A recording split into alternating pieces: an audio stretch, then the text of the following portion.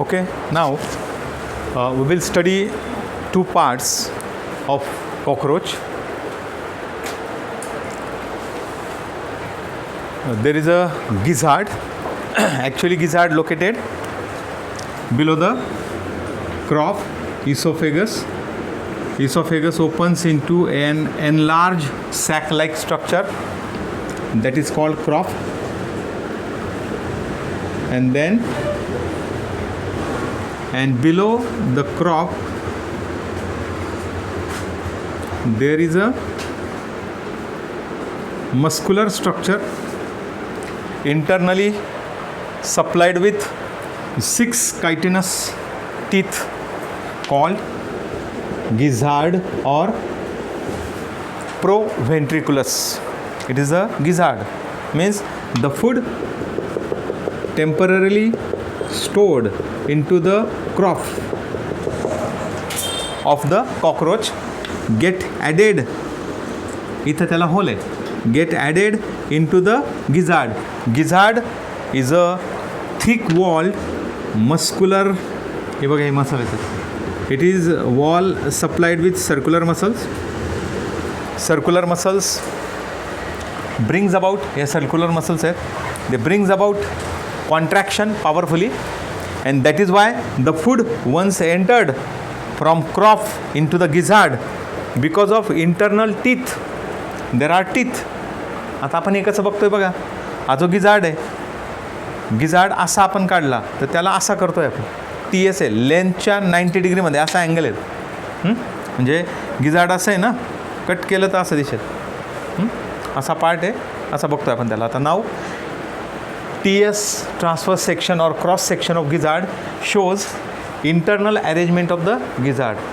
This is the muscular wall of the gizzard or proventriculus, supplied with circular muscles, which brings about the contractions and relaxations, and that is why the internal teeth made from the chitin, 6 chitinous teeth, help in grinding or crushing the food which was previously stored, temporarily stored in the crop. Crop मधलं food जे temporary store झालं आहे ते हळूहळू slowly pushed into the gizzard, and where its grinding crushing occurs, and thereafter food get entered into the next part, ventriculus, that is stomach. Stomach मध्ये ते enter होईल.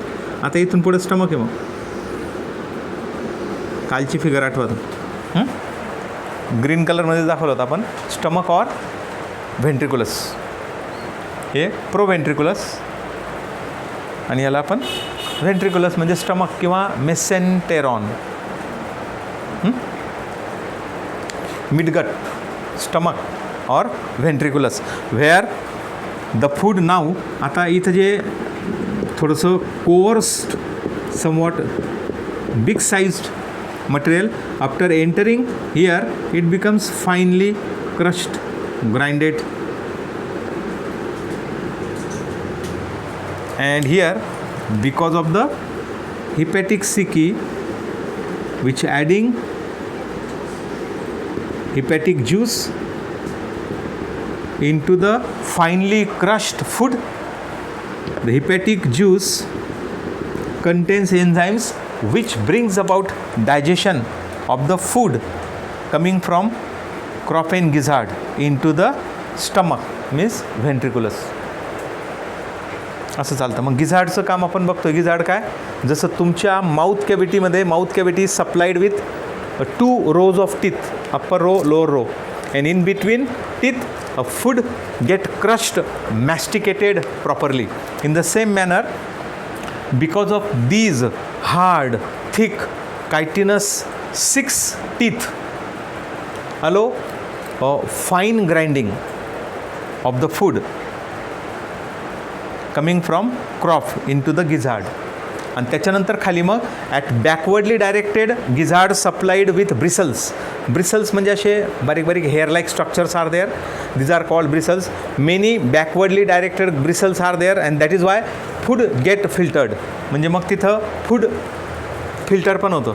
म्हणजे gizzard is a place where 6 chitinous teeth allow fine grinding, crushing of food coming from crop, and the bristles, hair-like fine structures, acts as a filter.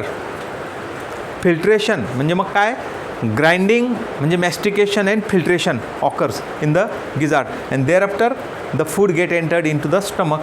But before entering into the stomach, slowly gradually the hepatic cici adding their hepatic juice into the finely crushed grinded food so as to occurs digestion quickly. म्हणजे मग स्टमकमध्ये digestion होऊन जातं, कारण पूर्ण बारीक होऊनच येतं ते. म्हणजे जसं एक प्रकारची त्याची ती फूड ग्राइंडिंग मिल आहे. जिथं जसं आपण फ्लोअर मिलमध्ये होल ग्रेन्स टाकतो, खाली पीठ येतं, फ्लोअर येतं, तसं इथं ग्रेनच्या फॉर्ममध्ये थोडंसं मोठ्या साईजचं फूड असेल तर ते एकदम फाईनली ग्राइंड होऊन जाईल. ओके, कारण अगोदर कुठं कट होतं ते बाय मॅन्डिबल्स, प्री ओरल कॅव्हिटी, माऊथमध्ये काय आहेत, मॅन्डिबल्स आहेत, मॅक्सिली आहेत. तर मॅन्डिबल्स ह्याला कट करायचं काम करतात. Food is cutted into smaller pieces and then swallowed here, stored here. आता त्याच्यात सलायवा पण असतो. मग इथं food along with saliva, salivary ग्लँडचा सलायवा आहे. आता इथं काय सलायवा स्टोअर होतो इन द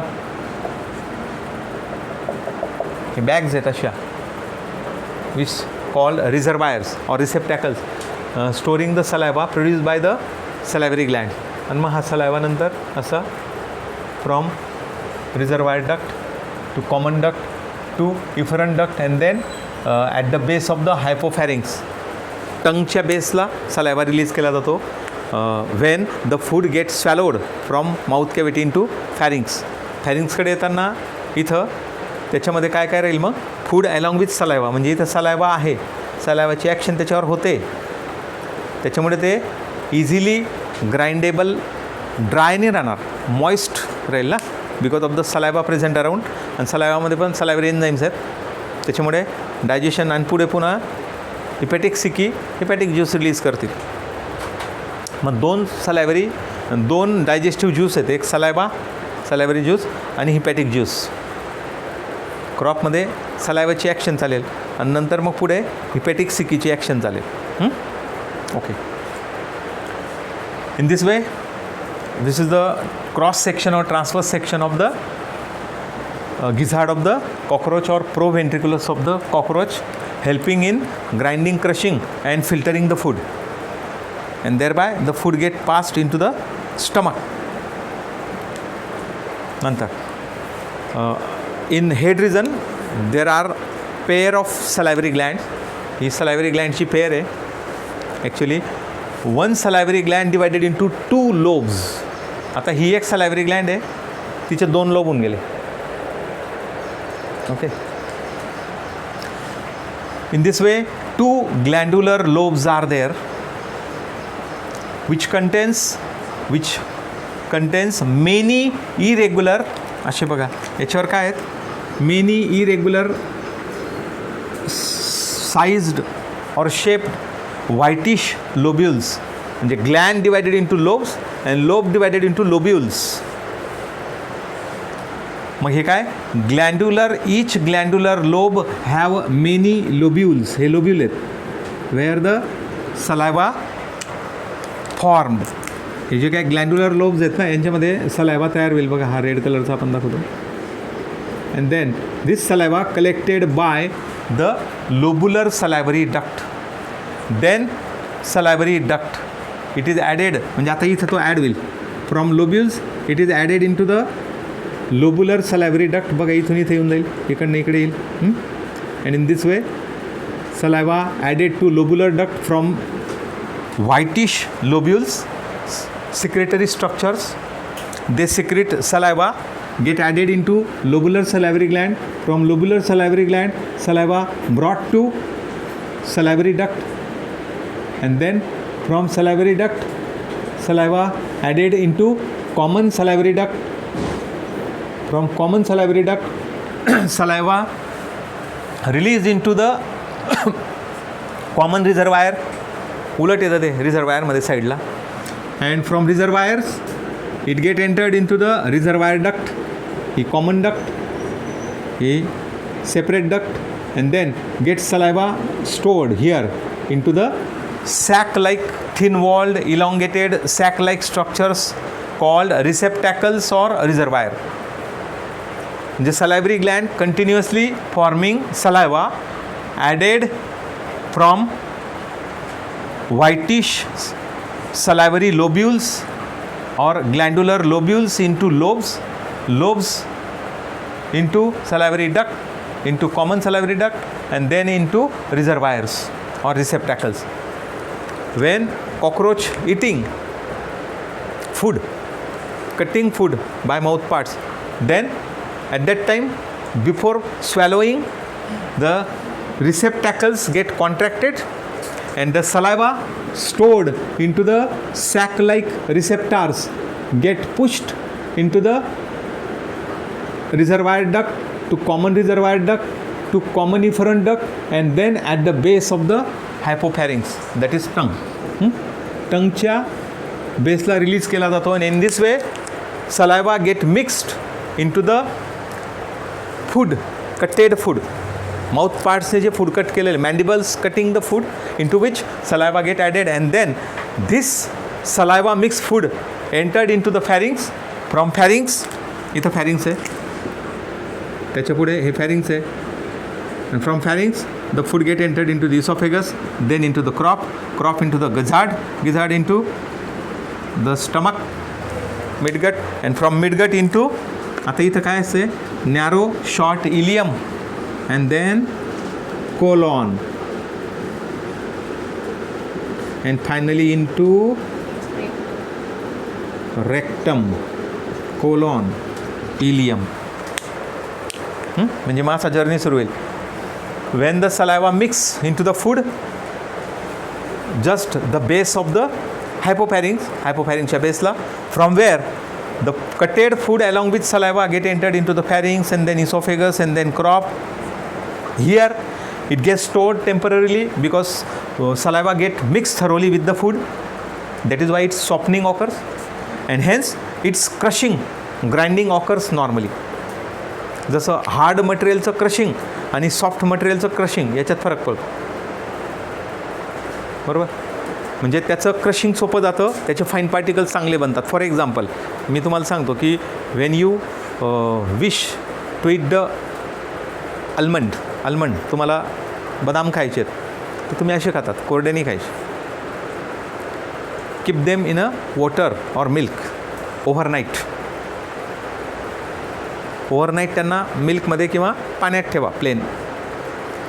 रात्री झोपायच्या अगोदर टाकून द्यायचे, सकाळी उठल्यावर त्याचं कवर काढा आणि खा. तो सॉफ्ट होऊन जातो, कारण तो फुगून जातो because of entry of water making it soft and then you can crush well. त्याचे बारीक फाईन पार्टिकल्स तुम्ही तयार करू शकतात and that is easy to digest, quick to digest. म्हणजे क्विकली डायजेस्ट होईल, इझिली डायजेस्ट होईल. Instead eating dry almonds, that is not recommended. Dry fruit जे आहेत तर ते सगळे ओव्हरनाईट, अंजीर ओव्हरनाईट ठेवा, बेटर राहील. टाईमच नाही तर मग डायरेक्ट खा. म्हणजे असं नाही की खायला नको, खा, पण दोघांचा इम्पॅक्ट वेगळा राहील. कारण ते कॉम्पॅक्ट फूड असतं, ते आपल्याला सॉफ्ट बनवायचं आहे आणि इझी टू डायजेस्ट बनवायचं आहे. तर मग ओव्हरनाईट जर ठेवलं अशा कॉम्पॅक्ट गोष्टी तर त्या चांगल्या असतात. ओके, मग तसं इथं पण आहे. इथं saliva get mix with the small particles of the food and thereafter it becomes softened and now ready to crush by teeth supplied here in the gizzard. त्याच्यानंतर मग त्याची त्या bristles helping to filter and in this way by filtering and crushing of food occurs here with the help of a bristles filter करतील and chitinous teeth crush करतील and thereafter the food get entered into the stomach. असं entire process आहे. इथं आपण त्याचं connection जोडलं. मग त्याच्यानंतर इथं जाईल here the digested when the food is get digested, maximum food get digested that is absorb into the blood. तर ब्लड कुठे आहे त्याचं आजूबाजूलाच आहे. Digestive system floating bathing in the blood, त्याच्यात ते ॲब्सॉर्ब होतात. Undigested food get pushed into the ileum, short narrow, and from where it get pushed into the colon and then finally reaching to rectum, from where it is released out through the aperture called anus in the 10th abdominal segment. मग इथं काय असतात, very fine, यांच्यापेक्षा या कशा thick short, हिपॅटिक सिकी, one सिका, thin आणि long, very long.